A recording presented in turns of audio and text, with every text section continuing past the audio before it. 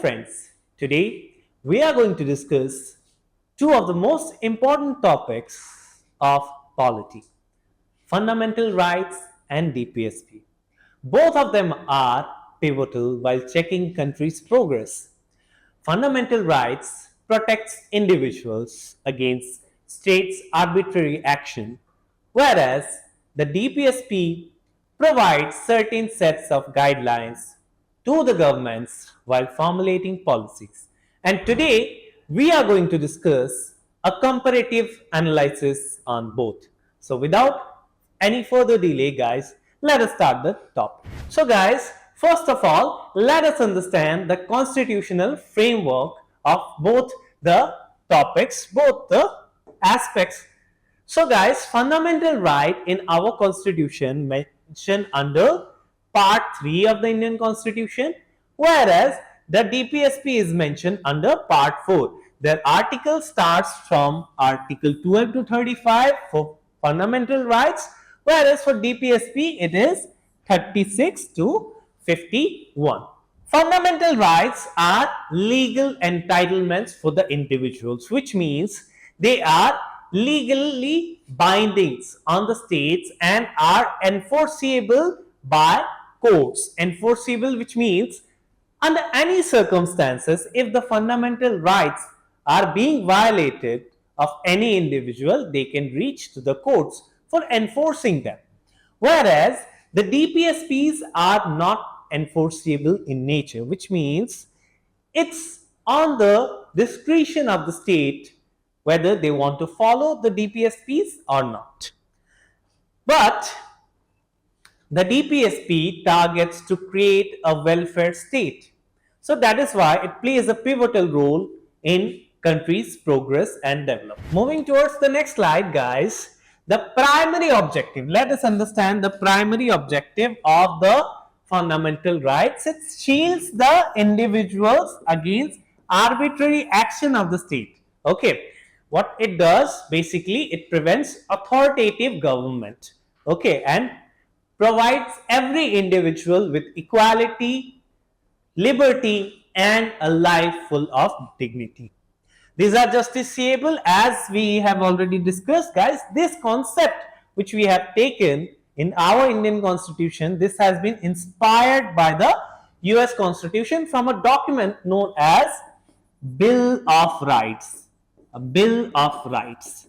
So this is the document that later on became the fundamental rights in the Indian Constitution.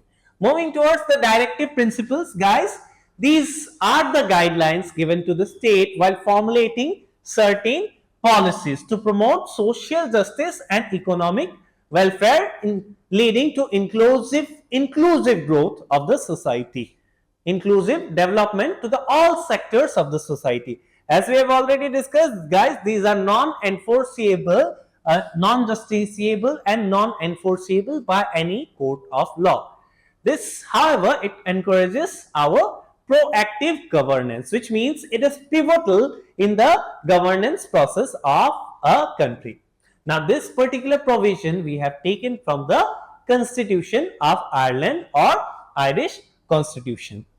Even though it is not a legal obligation, this becomes a moral obligation on the state to follow the DPSPs.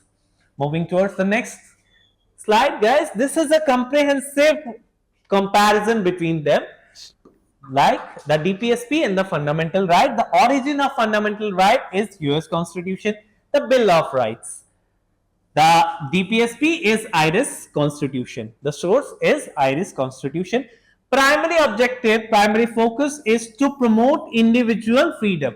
Primary focus is to establish individual freedom in case of fundamental rights, whereas in case of directive principles, it is to promote or to achieve social justice and welfare of the society. Legal status, as we have discussed already, the fundamental rights are enforceable in courts of law, whereas the DPSPs are not. Now, state role is restrained from interference, which means state is not interfering in fundamental rights, and if it does,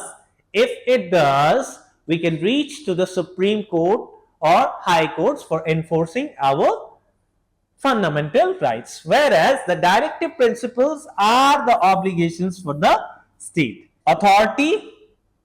It is a legal binding, guys. The fundamental rights are legally binding, whereas the directive principles are moral obligations. Examples we can take: example 21, example article 21, article 14, right to equality, like fundamental rights we have, whereas article 44 we can consider, that is uniform civil code. These are what? Promoting the social welfare, establishing the social equality in our society. So this is what? This is a DPSP. Now, DPSP being a non-enforceable in nature, it depends on the state whether they want to follow it or not.